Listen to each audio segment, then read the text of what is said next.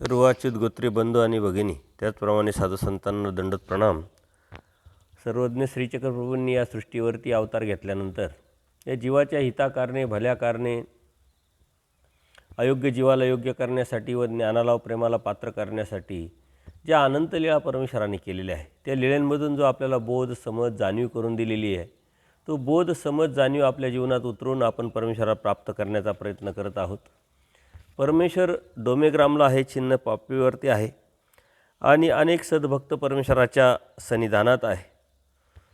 आचार्य व्यापार करत असताना त्यांना थंडी वाजत नाही, थंडीचे दिवस आहे आणि सद्भक्त विचारतात, तुला थंडी का वाजत नाही? तर ते म्हणे, आम्ही वैरागी आहोत, आम्हाला कसली थंडी? आणि त्यावरती परमेश्वराने सुंदर असं निरूपण आणि आपल्या मनातला जो विकल्प आहे, समज आहे, गैरसमज आहे, तो काढून टाकलेला आहे.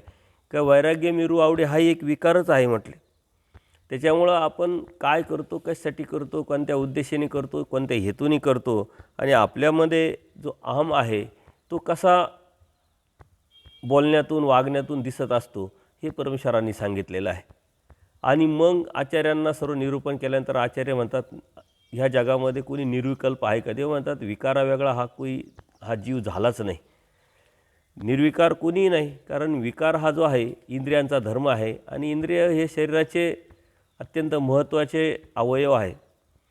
त्यामुळं त्या व्यतिरिक्त हा जीव राहू शकत नाही. आणि म्हणून विकारा वेगळा जरी झाला नसला तरी विकारावरती मात्र परमेश्वरांनी संयम, शून्यत्व करायला लावलेलं आहे आणि तीच साधना आहे, तीच धार्मिकता आहे. एके दिवशी असंच भटोबास परत मातीकाम करताय, व्यापार करत होते. मातीकाम झाले आणि दोन्ही गुंफा ज्या आहे, पूर्वाभिमुख गुंफा चांगल्या तयार झाल्या. त्यानंतर नदीत स्नान करून आले, अंग धुवून आले स्वच्छ झाल्यामुळे, कारण व्यापारामुळं सर्व माती शरीराला लागलेली होती, घाम आलेला होता. त्यामुळे ते जाऊन आंघोळ करतात, स्वच्छ होतात आणि आल्यानंतर सर्वज्ञांना साष्टांग दंडोत घालू लागले. आणि त्याच वेळेस बाईसा आहे, त्या शेजारी आहे, त्या बघतात आणि सहज गंमत म्हणून बाईसांना काहीतरी वाटलं म्हणून बाईसांनी काय केलं का त्यांच्या पाठीवर पाय ठेवले. भटोबास दंडोत घालत होते, बाईसांनी पाठीवर पाय ठेवले. भटोबासांनी पाठ हलवून थोडीशी तिरकी केली आणि त्यामुळं बाईसा पडल्या. आता बाईसा म्हणतात, पाहिलं का बाबा? म्हणे, मला यांनी पाडलं. आता सर्वज्ञ म्हणतात, बाई हा स्वच्छ होऊन आला, दंडोत घालत आहे आणि तुम्ही त्याच्या पाठीवर पाय ठेवले, असं करू नये म्हणे. ज्ञानियाला जर असं केलं तर मात्र दोष लागतो, अविधी घडतो. परंतु आता प्रेमियाला अविधी नाही, तुम्ही प्रेमी भक्त आहात, त्यामुळे तुम्हाला अविधी जरी घडत नसला तरी तुम्ही जर केलं तर दुसरं करू शकतात आणि त्यामुळं अविधी घडून, दोष लागून धर्मावरून जाण्याची शक्यता असते. तर ह्या ज्या गोष्टी आहे त्या आता आपण सहजच विचार केला पाहिजे की स्वामी श्री चक्रधरांच्या परिवारात किंवा स्वामींच्या सन्निधानात जे भक्त आहे ते कसे गमतीनं, एक आपलेपणाने, चेष्टा मस्करी एकामेकाची करत होते आणि त्यातून वातावरण कसं हलकं फुलकं होत होतं. नाहीतर आपल्याला असं वाटतं की अत्यंत सिरियस मार्गात गेल्यानंतर, सत्संगात गेल्यानंतर असं नाही आहे. धर्मतत्त्वज्ञान परमेश्वरांनी अत्यंत हलकं फुलकं वातावरणामध्ये गमतीनं, जेणेकरून आपल्याला पचेल, रुचेल असं समजवलं आहे. आणि म्हणून परमेश्वरनी जरी बाईसांनी थोडंसं आचार्यांची चेष्टा केली तरी पण त्या निमित्ताने परमेश्वरांनी तत्त्वज्ञान सांगितलं का असं तुम्ही करू नका. तुम्हाला जरी अविधी घडत नसला तरी इतरांना तो अविधी घडतो. आणि म्हणून बाईसा बसल्या, भटोबास उठल्या आणि श्रीचरणावर मस्तक टेकवलं. सर्वज्ञांजवळ ते बसले, थोडंसं निरूपण केलं आणि मग परमेश्वर का सांगितलेले झाले का म्हटले. मग आचार्यांना विचारलं की जे तुम्ही याला काम सांगितलं होतं, व्यापार सांगितला होता, सेवा दिलेली होती, ती पूर्ण झाली का? तर ते म्हटले, जी हो झाली. सर्वज्ञांनी मठात गमन केलं, पाहण्यासाठी ते गेले आणि अत्यंत सुंदर असं आचार्यांनी ते काम जे केलेलं होतं ते परमेश्वराने त्यांचं कौतुक केलं. असंच एका दिवशी सकाळचा पूजा अवसर झालेला आहे, दुपारती मंगळारती झालेली आहे आणि सर्वज्ञांजवळ छिन्नस्थळीवरती आसन झालेले. सर्वज्ञांचं छिन्नस्थळीवरती आसन दररोज सकाळी जायचे. तर दायंबा जे आहे सर्वज्ञांच्या दर्शनाला आले आणि सर्वज्ञांचं दर्शन झाल्याबरोबरती सर्वज्ञांजवळ ते बसले. सर्वज्ञ म्हणतात, भोजेया, शेंडी जाणव्याचा त्याग करा. आता हे जे दायंबा आहे यांना बोध जरी झालेला असेल, अत्यंत परमेश्वराची आवडी जरी असेल, परंतु अनुसरणाची इच्छा नाही आहे, त्याग करण्याची इच्छा नाही आहे. परंतु देव काय म्हणतात की तुम्ही शेंडी जाणवं जे आहे तुमचं, तुम्ही ते काढून टाका, त्याग करा आणि आम्हाला अनुसरा. देव त्यांना सांगतात की तुम्ही आम्हाला अनुसरा. आता हे ऐकल्यानंतर ते म्हणले, जी मला एका इंद्रियाचा उपद्रव आहे, मला त्रास होतो आहे, मला इंद्रियाचा उपद्रव आहे, मी अनुसरू शकत नाही, मी त्याग करू शकत नाही, मी किंवा ते पाळू शकत नाही व्यवस्थित नियमावली, अशी ते तक्रार करतात. आजही आपल्याला आजूबाजूला भरपूर लोक दिसतात की आपण विचारतो की तुमची काय जबाबदारी राहिली, कशासाठी तुम्ही थांबले, त्याग करा, अनुसरा. तर ते असेच अनेक अडचणी सांगतात की मला हे भेटेल का, मला ते भेटेल का, म्हातारपणी सांभाळतील का, मग गरम पाणी, जेवण, नाश्ता, मला असा आजार आहे, मला तसा आजार आहे. या साऱ्या ज्या गोष्टी आहे, ह्या ज्या तक्रारी आहे, ही जी विषय व्यवस्था आहे, हे जीव करत राहतात. याच्या पाठीमागचं कारण आहे की जी बोधशक्तीचं जे कार्य आहे ते वर्तत नाही. आणि म्हणून बोध जरी झाला, धर्म परमेश्वराची प्राप्ती करण्याच्या उद्देशाने धार्मिकता जरी आपण करत असलो, पण त्यागाची जीवाची सहजासहजी तयारी नसते. आणि यांची बी तशीच आहे. परमेश्वर त्यांना समजावतात की आम्हाला अनुसरा, मग तो उपद्रव घालू. तुम्ही जर अनुसरले तर तुम्हाला जो उपद्रव आहे, तुम्हाला जो त्रास आहे, जो इंद्रियांचा त्रस आहे, तो आम्ही घालू म्हटले. तर ते काय म्हणतात, जी मला त्याचा त्रास होतो तर आम्ही दूर करू ना. तुम्हाला जर त्रास होतो आहे तर आम्ही दूर करू, आम्ही शब्द देतो तुम्हाला. त्यामुळं तरी ते काय म्हणतात, नाही जी आधी नाहीसा करावं म्हटले, आधी नाहीसा करा. आता देव म्हणतात, कोमळ ज्ञानी आचार्य इंद्रिय धर्म. तुम्ही जे कोमळ आहे, जसं ज्ञान होईल, जसं समज होईल, जसजशी परिपक्वता वाढेल, तसतशी ते जे इंद्रियांचा जो त्रास आहे तुम्हाला, तो कमी होऊन जाईल. त्यामुळे तुम्ही पातळ होती अप्रोक्ष दश जाती, तर त्या पातळ होतील. म्हणजे आपणही हा विचार केला पाहिजे, नामधारक आहे, वासनिक आहे, साधुसंत आहे, की आपण धर्मामध्ये आल्यानंतर काही एखादं बटन नाही आपलं, का ते बटन बंद केलं आणि आपल्या मनातले विचार थांबले, आपल्या इंद्रियाचा त्रास थांबला, असं कधी होऊ शकत नाही. ते सरावानी सवयीने आपल्याला हळूहळू ते बंद करावं लागतो आणि त्याचा जो त्रास आहे तो आपोआप कमी होतो. तो कसा होतो, जसजशी तुमची बौद्धिक पातळी वाढेल, जसजशी तुमची ज्ञानाची समज वाढेल, बोध वाढेल, जाणीव वाढेल आणि त्या जाणीवेतून परमेश्वराला पूर्णपणे स्वीकारलेला असेल, पूर्ण मनापासून स्वीकारलेला असेल आणि त्या स्वीकारातून जसा जसा तुम्ही आचार कराल तसतसं इंद्रियांची ही जी पातळता, इंद्रियांचा जो त्रास आहे तो आपोआपच कमी होईल. परंतु आपण काय करतो की ज्ञान घेतो, समज घेतो, जाणीव घेतो, परंतु आचाराचा विचार करत नाही. आणि आचाराचा न विचार करत असल्यामुळं आपल्या मनामध्ये, हृदयामध्ये, बुद्धीमध्ये जी शुद्धता यायला पाहिजे ती शुद्धता न आल्यामुळं त्या इंद्रियांचा त्रास मात्र होत राहतो. कितीतरी लोक आहे तर ते सांगतात की आम्ही अभ्यास करतो, आम्ही सत्संग ऐकतो, सर्व समजतं, परंतु आम्हाला याच्याशिवाय होतच नाही, त्याच्याशिवाय होतच नाही. मग जेवण असेल, जड पदार्थ असेल, प्रापंचिक असेल, चेतन पदार्थ असेल किंवा मानपान असेल, तर ही जी प्रवृत्ती आहे ही प्रवृत्ती ज्ञानाने येते, परंतु ज्ञानातील समज आणि समजातील जो आचार आहे त्यातून पातळ होते, ते निघून जाते.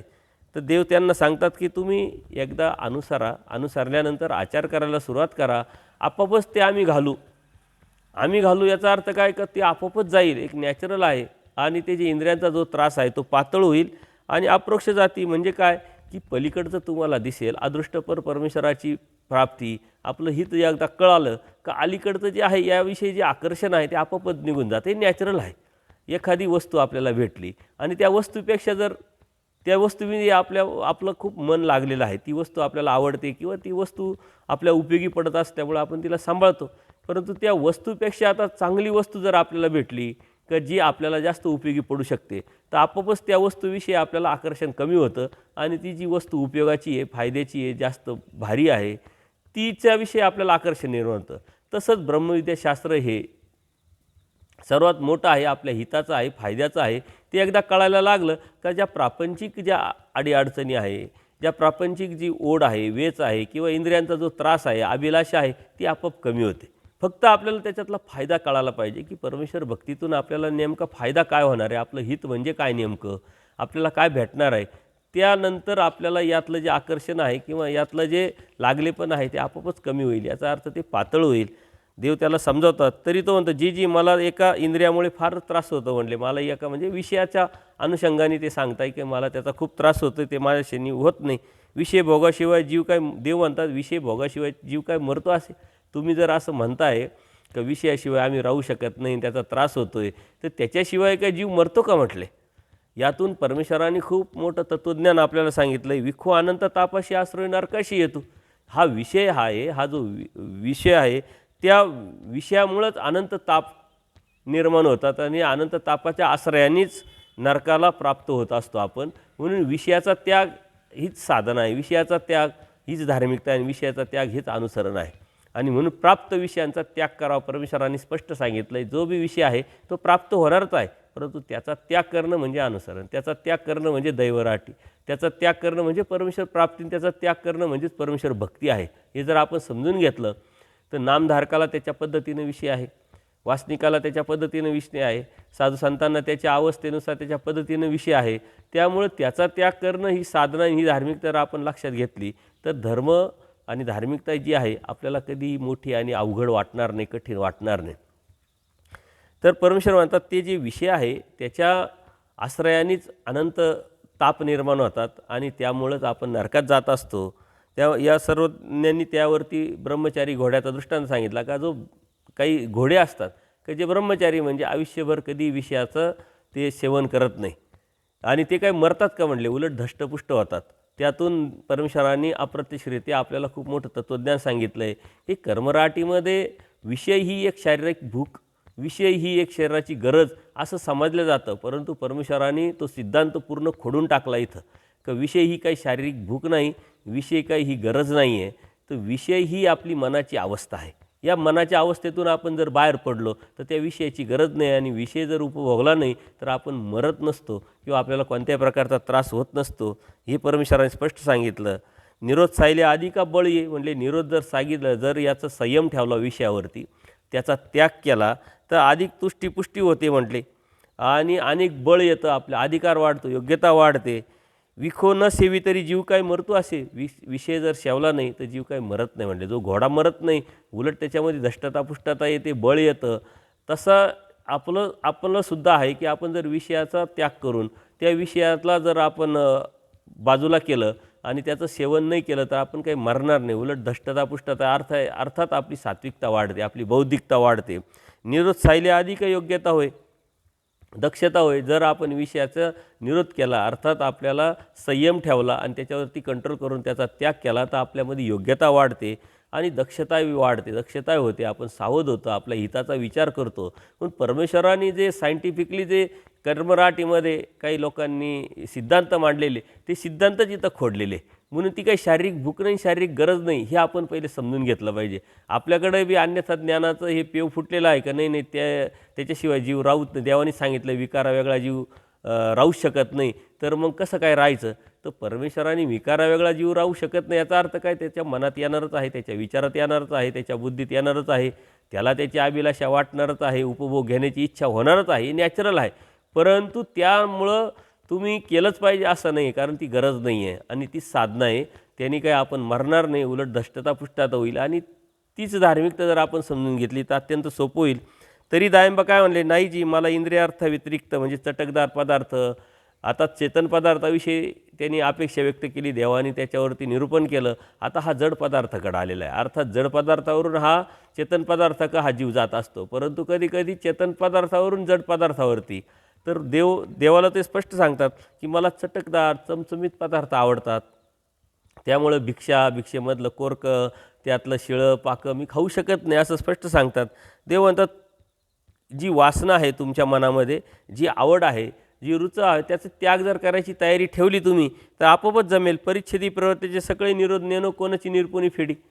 जर परिच्छेद केला, अर्थात तुम्ही नियम केला, निग्रह केला आणि त्या निग्रहावरती, त्या परिच्छेदावरती, त्या त्यागावरती जर आढळ राहिले, सातत्यपूर्ण ठेवलं आणि परमेश्वराच्या स्मरणात, चिंतनात किंवा शास्त्रामध्ये जर रमले तर आपोआपच त्याचा तुम्हाला कोणत्याही प्रकारचा त्रास होणार नाही आणि कधी ते तुमच्यापासून सुटेल किंवा कधी त्याग होईल तुमचा तुम्हालाही कळणार नाही.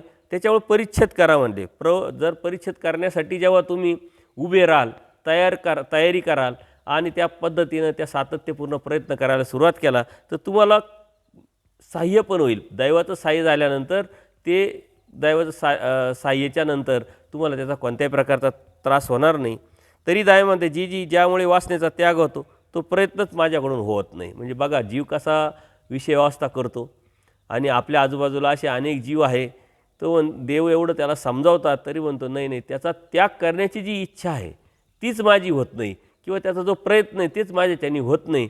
त्याच्यामुळं त्यागाची जी भावना आहे ती माझ्या मनात न आल्यामुळं मी ते करू शकत नाही. तरी देव त्याला समजावत आहोत की भोज्या पुरुष प्रयत्नी दैवाचे साह्य. जर तुम्ही प्रयत्न केला तर नक्कीच आम्ही सहाय्य करू आणि आमच्या सहाय्य जर झाली तर तुम्हाला कोणत्याही प्रकारचा त्रास होणार नाही. अर्थात परमेश्वरांनी आपल्याला प्रयत्नवाद सांगितलेला आहे आणि आपल्या धर्माचा अत्यंत मुख्य पाया आहे प्रयत्नवाद. 99% प्रयत्नवाद आणि 1% प्रारब्धवाद. जो प्रारब्ध आपण आपल्या हातामध्ये ठेवलेला नाही तो होऊन गेलेला आहे. म्हणून आपण कधी त्याचा विचार न करता प्रयत्नवादी असलं पाहिजे. आणि कोणत्याही गोष्टीचा प्रयत्न जर केला तर परमेश्वर म्हणतात आपल्याला स्वतः परमेश्वर म्हणतात आम्ही सहाय्य करू. म्हणून प्रयत्नवादावरती अढळ श्रद्धा ठेवून आपण सातत्यपूर्ण प्रयत्न केला पाहिजे. आजपर्यंत अनेक जन्म अनंत सृष्ट्या आपल्या ज्या वाया गेल्या त्या फक्त आणि फक्त अप्रयत्नामुळं.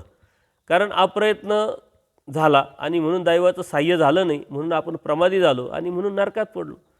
परमेश्वराची ही ब्रह्मवाणी. परमेश्वर काय म्हणतात तुम्ही प्रयत्न कराल तर आम्ही सहाय्य करू. जर प्रयत्न केला असता तर परमेश्वराचं सहाय्य झालं असतं आणि आपण प्रमादी झालो नसतो. सरळ सरळ अर्थ आहे. आणि म्हणून अप्रयत्नामुळेच आपण गेलेलो आहे. तो अप्रयत्नामुळेच आजही आपल्याला अडी अडचणी संकट जे बी आहे ते सर्व काही जे आहे ते अप्रयत्नामुळे. म्हणून परमेश्वर आता प्रमाद चुकावला तर चुकतो आणि तो चुकावला तर चुकतो कशाने? तो प्रयत्नाने. प्रयत्न केलं तर दैवाचं सहाय्य होतं. एवढं सांगूनही दैव म्हणतात जी गोसाव्यांनी विषयाची सेवना का वर्ज सांगितली. म्हणजे ठीक आहे तुम्ही सांगताय ते ठीक आहे परंतु एवढं काय त्याच्यामध्ये या विषयामध्ये आपल्याला कधी कधी वाटतं आणि कधी कधी लोक आमच्याकडे आल्यानंतर विचारतात की ही काय आवश्यकता आहे, विषयाची काय फरक पडतो आहे. तर जे आपण इतर गोष्टी आहे यूज अँड थ्रो करतो तसं त्याला नाही आपण करू शकत का. पण परमेश्वर जे विषयावरती अत्यंत खूप खोलवर तत्त्वज्ञान सांगितलं आहे त्याचं जर चिंतन आपण केलं तर आपण ते करूच शकत नाही. कारण विषय अत्यंत स्ट्रॉंग आहे. ऐसा निरपुनी काढी म्हणजे आपल्याला पूर्णपणे व्यच निर्माण करतं आणि ती अभिलाषा अशी आहे एकदा जर सेवन केलं तर परत परत सेवन करण्याची इच्छा होते. आपलं मन पूर्णपणे तिथं लागल्या जातं म्हणून आपण धर्मावरून निघून जातो. देव म्हणतात त्यांनी विचारलं का हे काय पाप आहे का, का बरं वरचे सांगितलं. देव म्हणतात भोज्या पाप तरी नाही पण विखो अनंता तापाशी आश्रय नरकाशी येतो. पाप नाही आहे म्हटले ते. कारण पापाची व्याख्या काय आहे का दुःख होणं त्रास होणं आणि त्या विषयाच्यानी दुःख होत नाही त्रास होत नाही उलट आपल्याला हवंसं वाटतंय म्हणून ते पाप नाही. या अर्थी पाप नाही. नाही तर आपल्या डोक्यात बी या विषयावरती सुद्धा बरेच लोक म्हणतात पाप नाही देवाने सांगितलं पाप नाही देवाने सांगितलं. अहो कोणत्या अर्थाने सांगितलं याचा आपण विचार केला पाहिजे. त्या विषयाच्या सेवनाने आपल्याला कोणत्याही प्रकारचा त्रास होत नाही येण्याअर्थी पाप नाही परंतु ते पाप आहे. कारण का तर त्याच्याच अनुषंगाने आश्रयाला विषय राहतो आणि त्यानेच ताप निर्माण होतो म्हणजे संकट येतात दुःख येतं आणि तेच आपल्या नरकाला कारण आहे तेच नरकाला निमित्त आहे. म्हणून ते दुःखाला मूळ असल्यामुळे ते एक प्रकारचे पापच आहे. परंतु ह्या अनुषंगाने पाप नाही परंतु त्या अनुषंगाने पापच आहे हे स्पष्ट सांगतात. परमेश्वर म्हणतात नरविरू आती पण विषय नष्टू नाही. नरवीर आहे. नरविरू म्हणजे नर जो आहे तो त्याला नष्ट करणारा पण विषयाला नष्ट करणारा विषय म्हणजे नरवीर आहे पण विषय विरू नाही. विषयाला जिंकणारा कोणी नाही आहे म्हटले. एखादा मोठा लढवाया असतो सैनिक असतो किंवा राजा असतो तो अनेक लढाया करून जिंकत असतो. राज्य जिंकत असतो राज्य करत असतो. तो नरवीर झाला याचा अर्थ काय का तो मोठा राजा झाला परंतु विषयाला तोही जिंकू शकत नाही म्हटले. नरवीर आहे पण विषयवीर नाही म्हटले आणि मग ते गप्प राहिले परंतु अनुसरले मात्र नाही. त्यानंतर असं दायंबांनी सर्वज्ञांना पुन्हा एकदा विचारलं की जे मागे पुराणात भीष्म नरवीर होते पण असं वैशिष्ट्य ऐकलेलं आहे भीष्माच्या संदर्भात का ते नरवीर होते आणि शुकदेव वामदेव नारद मुनी हे विषय नष्ट आहेत असं ऐकलं आहे. तुम्ही तर म्हटले नरवीर पण नाही विषयवीर पण नाही हे तर पुराणात आम्ही ऐकलेलं आहे. आता देव स्पष्ट त्यावरती सांगतात भोज्या नरवीरू आती पर विषयवीरू नाही. नरवीरू आहे पण विषयाचं नर अजिबात कोणी नाही आहे.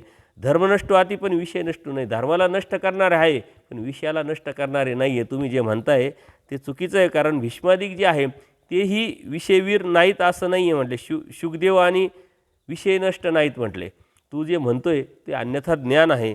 कारण राज्य हा एक विषयच आहे म्हटले. भीष्माला राज्याचा मोह होता. त्या राज्य मी करीन त्याच व्यवस्थित होईल त्याकडे लक्ष देईल त्यांनी सारं आयुष्य त्याच्यामध्ये घालवलं आणि जाता जाता मरणं तर हे त्याची इच्छेवरती अवलंबून होतं. परंतु जोपर्यंत तो मेला नाही जोपर्यंत त्या राज्यावर कोणी बसलं नाही राज्य व्यवस्थित चाललं नाही तर ही बी एक अभिलाषाच आहे. आणि आपण कसं म्हणणार का तो नरवीर होता. परत जे त्यांना तुम्ही म्हणता की विषय आहे जे वामदेव आहे शुकदेव आहे विषय नष्ट होते तर मग रंभा आली आणि ते का चेतनत्व निर्माण झालं आणि त्याच्यामुळं का ते भ्रष्ट झाले. जर ते विषयवीर असते विषयाला नष्ट करू शकले असते ते एका रंभामुळं त्यांचं जे तप आहे ते नाहीसं झालंच नसतं म्हटले. त्याच्यामुळं देव म्हणतात की हे विषयवीर नरवीर हे जे पुराणात सांगितलेलं आहे अन्यथा ज्ञान आहे, हे चुकीचं आहे. त्याच्यामुळे विषयाला नष्ट म्हणावं याच्या ठिकाणी नव्हतं, विषय नष्ट नाही आणि नरवीर पण नाही म्हटले. भोजा विषय काय एकाच प्रकारचा आहे का म्हटले. तुम्हाला असं वाटतंय का फक्त तेच विषय हा जो आहे मुख्य विषयशी आपण निगडीत असतो, पण देव म्हणतात विषय काही एक प्रकारचा नसतो, विषयाचे अनेक अंग आहे. विषय जे आहे हे हजारो आहे. देऊ आवडे, खाऊ आवडे, घेऊ आवडे, हे जे सारे आहे आपली जी अभिलाषा आहे, मनाची जी भावना आहे, एखाद्या गोष्टीमुळं आपण जे बदलतो, आपल्या मनामध्ये जी अभिलाषा निर्माण होते, वेच निर्माण होतो, आपल्याला हवंसं वाटतं, हे सारे विषयच आहे म्हटले. तो काही एकच विषय नाही आहे आणि त्यामुळं तुम्ही त्या बाजूने विचार केला पाहिजे. तो अनेक प्रकारचा आहे म्हटले.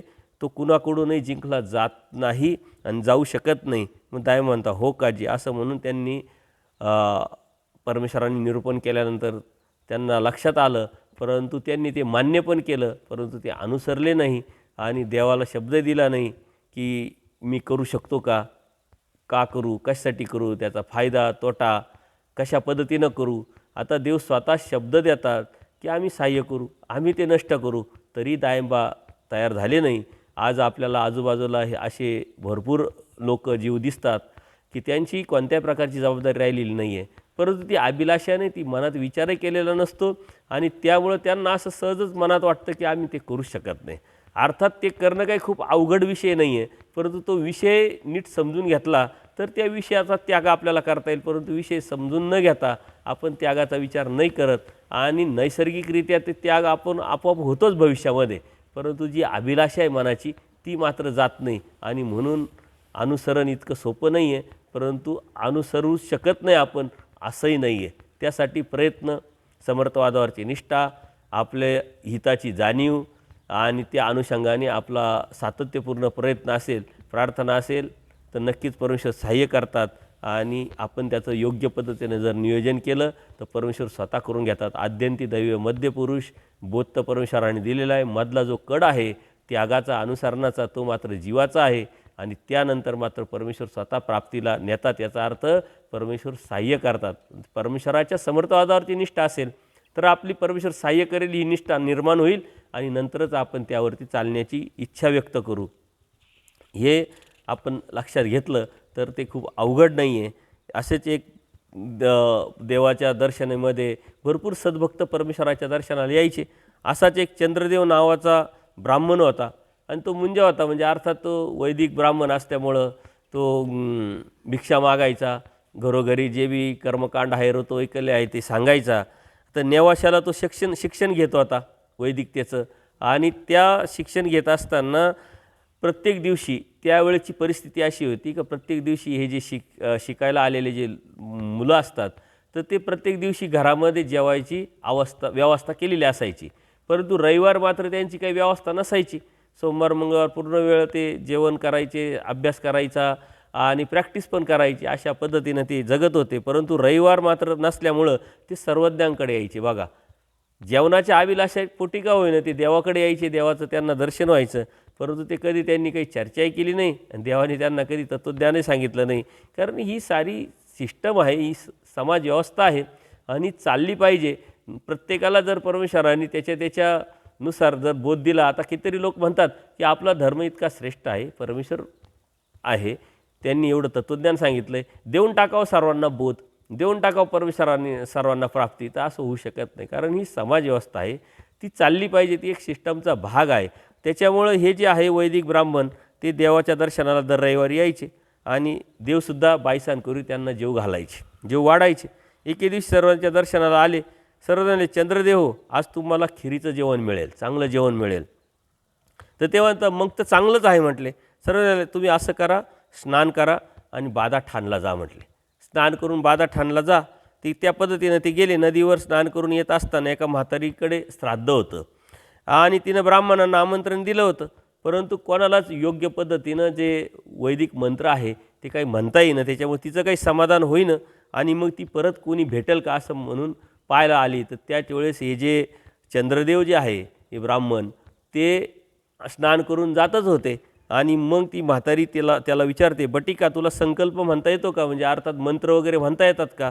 तर ते म्हटले हो. तर म्हटले चल मग. हो का, मग चल आमच्या घरी. ती घरी घेऊन जाते, पूर्ण पूजा वगैरे करून घेते आणि म्हणले आता तुम्ही इथंच बसा, इथंच जेवण करा. आणि त्यानंतर त्या म्हातारीनं त्यांना खीर तूप तृप्त होईपर्यंत वाढलं. त्यांनीही जेवण केलं आणि देवाला परत भेटायला आले. भेटल्यानंतर देवाला पूर्णपणे वृत्तांत सांगितला. देव स्मित हास्य करतात का, तू त्याच अपेक्षेने येतो आहे तर तुला भेटणार तेच आहे. त्याच्यामुळं देवाने ज्या अपेक्षेने जो जीव येतो त्याला ते देव देतात. म्हणजे मागणी तसा पुरवठा अर्थात. तसंच आपणही कोणत्या हेतूने परमेश्वराकडे जातो आहे, कोणत्या भावनेने काय घेण्यासाठी काय फायदा करून घेण्यासाठी जातो आहे ते परमेश्वर प्रत्येकाला देतात. परमेश्वर म्हणतात प्रत्येकाची विषय व्यवस्था आम्ही करतो. तर तो त्याच उद्देशाने आल्यामुळं त्याला तेच पाहिजे होतं आणि परमेश्वराने त्याला तेच दिलं. त्यांनी तो सर्व वृत्तांत सांगितलं अत्यंत समाधानी. देवसुद्धा स्मितहास्य करतात. आणि मग म्हटले व्यवस्थित झालं ना, तर ते म्हटले हो व्यवस्थित झालं. मग ते गेले. अशा पद्धतीनं परमेश्वर ज्या जीवाची जी अपेक्षा आहे ती पूर्ण करतात. तेच चंद्रदेव एके दिवशी असेच आले देवाच्या दर्शनाला. चिन्हस्थळीवरती देव विराजमान होते आणि मग सर्वज्ञांचं दर्शन झाल्यानंतर त्यांनी दंडोत घातले, श्रीचरणावर मस्तक टेकवलं आणि देवाच्या समोर बसले. आता तर त्याच उद्देशाने आलेले की आम्हाला जेवण भेटेल. तर देवाच्या समोर बसल्यानंतर देव म्हणतात चंद्रदेव आज तुम्हाला लाडू भोजन मिळेल म्हटले. तर ते खुश झाले. देवजी जी गोसावींच्या कृपाप्रसादाने जेवण करीत आहे आणि जे अपेक्षित आहे ते तुमच्या कृपाप्रसादाने भेटत पण आहे. तर तुम्ही देव म्हणतात तुम्ही काय करा, जा स्नान करा आणि बाधा ठाणला जा म्हटले. तर मागचा अनुभव होताच त्याच्यामुळे ते उठले, बाधा ठाणला गेले. स्नान करून असताना एका म्हातारीने त्यांना बोलावलं, बटिका तुला वैदिक संकल्प मंत्र वगैरे येतात का. म्हणले हो येतात. अनंताची कहाणी सांगता येते म्हणले हो येते. आणि मग ते म्हातारीने त्याला घेऊन गेले. त्याच्याकडून सर्व जो विधी आहे तो करून घेतला आणि त्याला लाडू वगैरे पूर्ण तृप्त होईपर्यंत जीव घातलं. तो परत देवाला सांगायला आला. देव स्मितहास्य करतात आणि म्हणतात तुम्ही ज्या अपेक्षेने आले ते तुम्हाला भेटतं आहे, तर व्यवस्थित भेटतं आहे का. म्हणजे हो भेटतं आहे. म्हणजे देव त्याला टोकतात सुद्धा का तू ज्या अपेक्षेने येतो आहे तुला ते भेटतं आहे. आता तो वैदिक विद्यार्थी आहे, तो तिथं अभ्यास करत आहे. त्यांनी कधीतरी देवाला विचारायला पाहिजे होतं का तिकडं असं सांगितलं आहे देवा, हे बरोबर आहे का, हे खरं आहे का, हे खोटं आहे का, काय आहे. परंतु त्याची कणव तेवढ्यापुरतीच मर्यादित असल्यामुळं त्यांनी कधीही देवाला काही तत्त्वज्ञान सांगितलं नाही. आणि जो त्या अपेक्षेने येत असल्यामुळं देवानीही त्याला कधी तत्त्वज्ञान सांगितलं नाही. म्हणून आपण जर दृष्टपर अपेक्षेने जर धार्मिकता करत असेल तर कधीच कोणी आपल्याला तत्त्वज्ञान सांगणारं भेटणार नाही आणि भेटलं तरी कळणार नाही, समजणार नाही. कारण आपली अपेक्षाच ती आहे. अदृष्टपर परमेश्वर काय आहे, परमेश्वराची भक्ती काय आहे, त्यातून काय फायदा होणार आहे, आपलं हित कशात आहे याचा विचार जरी आपल्या मनात आला तरी परमेश्वराचं साह्य होऊन कोणीतरी परमेश्वरला आपल्याला पाठवतात. निमित्ताने आपल्याला हे तत्त्वज्ञान परमेश्वर लगेच देतात. अशा प्रचिती अनेक वेळा आपल्याला आलेल्या असतील. परंतु आपला हेतू, आपला भाव, आपला निश्चय, आपला निग्रह आणि अपेक्षा वासना यावरती या साऱ्या गोष्टी अवलंबून आहे. म्हणून आपण भक्ती करतोय का करतोय, कशासाठी करतोय हे आपण लक्षात घेतलं पाहिजे. भट्टोबासांनी एकदा असंच देवाला विचारलं का गोसावींनी निरूपण केलेलं शास्त्र कोणी लौकिकासाठी अभ्यासतो, कोणी पारलौकिकासाठी अभ्यासतो. म्हणजे काय किंवा मला हे भेटल, मला ते भेटल, दृष्टपर फायद्यासाठी अभ्यासतो आणि कोणी अदृष्टपर फायद्यासाठी अपेक्षा करतो. तर मग दोघांनाही कोणतं फळ होतं म्हटले. जे दृष्टपर आहे त्यांना कोणतं फळ, जे अदृष्टपर त्यांना कोणतं फळ. ते म्हणतात हे शास्त्र दृष्टाप्रती कारण होय का अदृष्टाप्रती कारण होय. तर दोन्ही दोघांना फळ होतं. कारण का जो दृष्टपर आहे त्याला दृष्टपर फळ भेटेल, जो अदृष्टपर त्याला अदृष्टपर फळ भेटेल म्हटले. मग भट्टोबासांनी परत विचारलं लौकिक ते काय आणि पारलौकिक ते काय, म्हणजे दृष्टपर काय आणि अदृष्टपर काय. देव म्हणतात दृष्टपर म्हणजे चैतन्यदिक, म्हणजे कर्मभूमीपासून चैतन्य देवतेपर्यंत जे देवतेचे फळ आहे ते सर्व त्याला प्राप्त होतील. परंतु ते अमोचक आहे. त्यांनी जरी त्याला प्राप्त झाले तर त्यातून त्याची काही मुक्ती मिळत नाही. त्याला सकळ देवतेची जरी त्याला सुखफळं भेटले तरी ते अमोचक आहे म्हटले. आणि चैतन्यापर परमेश्वर पाविजे ते अच्युतपद बोलीजे, ते पारलौकिक ते अदृष्टपर म्हटले. म्हणून ज्याला परमेश्वराच्या अपेक्षा आहे, परमेश्वराची प्राप्तीची इच्छा आहे, जे अदृष्टपर जो अहेतुकपणे जो क्रिया करतोय, कार्य करतोय किंवा धार्मिकता करतोय त्यालाच परमेश्वर भेटेल. मात्र दृष्टपर जो करतोय, परमेश्वराच्या भक्तीमध्ये बी दृष्टपर करतो असेल तर त्याला मात्र देवतेचंच फळं भेटतील आणि ते अमोचक आहे, ते अविनाशी नाशिवंत आहे, त्याच्यामुळं त्याचं जे आहे ते पुण्यवश आपण जितका मिळवलेला असतो, आपलं अर्जकत्व जे असतं तेच फक्त ते देतात. परंतु परमेश्वर मात्र अनार्जित दाता आहे. त्या हेतूने, त्या उद्देशाने, त्या भावनेने जर आपण परमेश्वराची भक्ती केली आणि अहेतुकपणे आपण, अदृष्टपरपणे आपण परमेश्वराच्या प्राप्तीला सुरुवात केली, तर परमेश्वर सहाय्य करतात आणि परमेश्वर भेटतात. म्हणून आपला हा अत्यंत महत्त्वाचा आणि मूळ सिद्धांत आहे की दृष्टपर आणि अदृष्टपर हे आपण पहिले समजून घेतलं पाहिजे. दृष्टपर म्हणजे अभिलाषापर, सांसारिक फळे मिळावे, सुखदुःख मिळावं, पैसा मिळावं, मानपान मिळावं, मुलं बाळं व्हावेत, इस्टेटी मिळावेत, हे सारं दृष्टपर. आणि अदृष्टपर, देवा फक्त तू हवा, तोची व्हावा, तोची भेटावा या अपेक्षेनं.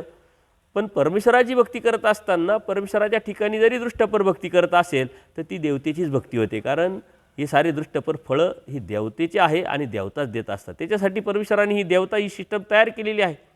त्याच्यामुळे ती परमेश्वराची भक्ती होत नाही, परमेश्वरापर्यंत जात नाही. पण ज्या मिनिटाला आपण अहेतुकपणे अदृष्टपर परमेश्वर व्हावा या इच्छेने जेव्हा आपण क्रिया करतो, मग ती कोणतीही असो, स्थानवंदन असो, स्मरण असो, साधू संतांचं क्रिया असो, हे सर्व जे बी आहे ती क्रियादिक ही अहेतुक जर असेल तर मात्र आपल्याला ज्ञान आणि प्रेमाला उपाय तो होतो आणि परमेश्वराच्या प्राप्तीच्या अनुषंगाने खरी दैवराटीची ती भक्ती आपण करायला सुरुवात करतो. म्हणून अहेतुकपणे जर आपण परमेश्वराची भक्ती समजून घेतली, जाणून घेतली आणि त्याच उद्देशाने जर परमेश्वराची आपण भक्ती केली तरच आपल्याला परमेश्वर भेटेल. सर्वज्ञ श्री चक्रधर स्वामी की जय. दंडवत हो.